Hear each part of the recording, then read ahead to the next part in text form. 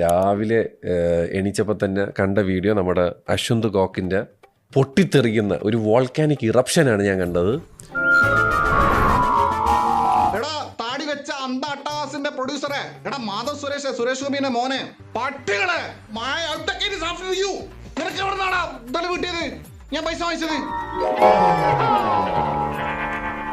ഇല്ലാത്ത കാര്യം ചെയ്തു എന്ന് പറയുമ്പോൾ വി ഗെറ്റ് വെരി ഡിഫെൻസീവ് എന്നല്ല, നമ്മൾ പൊട്ടിത്തെറിയും.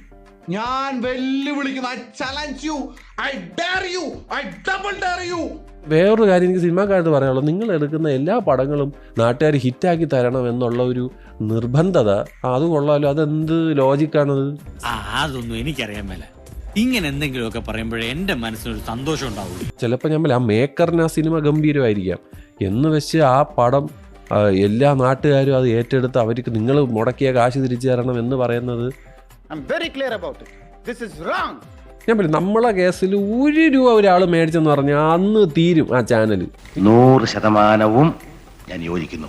ചുമ്മാ അങ്ങ് പറയുക, ഓ ഇവൻ കാശും മേടിച്ചിട്ടാണ് കേട്ടോ ചെയ്യണം. എന്ത് പ്രൂഫിലാണ് നിങ്ങളത് പറയുന്നത്? സത്യം പറഞ്ഞ മൂക്കി ഞാൻ വെച്ച് ഇടിച്ചു തരും. എൻ്റെ ഫ്രണ്ടിൽ നിന്നൊക്കെ വന്നിട്ട് നീ കാശ് മേടിച്ചല്ലേ, എത്ര രൂപ കിട്ടിയെന്നൊക്കെ ചോദിച്ചു കഴിഞ്ഞാൽ ഞാൻ അമ്മച്ചിയാണ് റിയാക്ട് ചെയ്യണ വേറെ ലെവലായിരിക്കും. ചുമ്മാ പറഞ്ഞായിരിക്കും.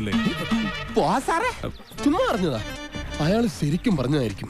അവൻ അങ്ങനെയാണ്, ഇവൻ ഇങ്ങനെയാണ്. ഇവൻ കാശ് മേടിച്ച് അവൻ്റെ അളിയനാണ് എനിക്ക് കാശ് തന്നത്. അത് ഈ കമന്റ് ഇട്ടവൻ്റെ അളിയനും മറ്റേ മച്ചാനും കൂടെയാണ് വന്ന് എനിക്ക് കാശ് തന്നത്. വല്ല കാര്യമുണ്ടോ? എന്തിനാണ് ഇങ്ങനെ ഇല്ലാന്ന് നടക്കണേ?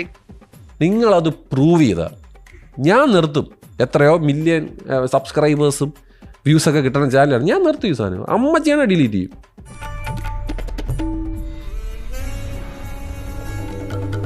₹1 ഇവരെ എന്നൊക്കെ മേടിച്ചിട്ടാണ് ഞാൻ ഈ സാധനം ഇടണമെന്ന് പറയുകയാണെങ്കിൽ സൂപ്പറായിട്ട് ഞാൻ ഈ സാധനം ആ ധൈര്യമായിട്ട് ഞാൻ പറയാം, ഡിലീറ്റ് ചെയ്തിട്ട് ഓടിഞ്ഞേ. മനസ്സിലായില്ലേ? ഇവിടെ പറയുന്ന നിനക്കില്ലേലും കേൾക്കുന്ന എനിക്കില്ലടാ ഒരു ചളുപ്പ്.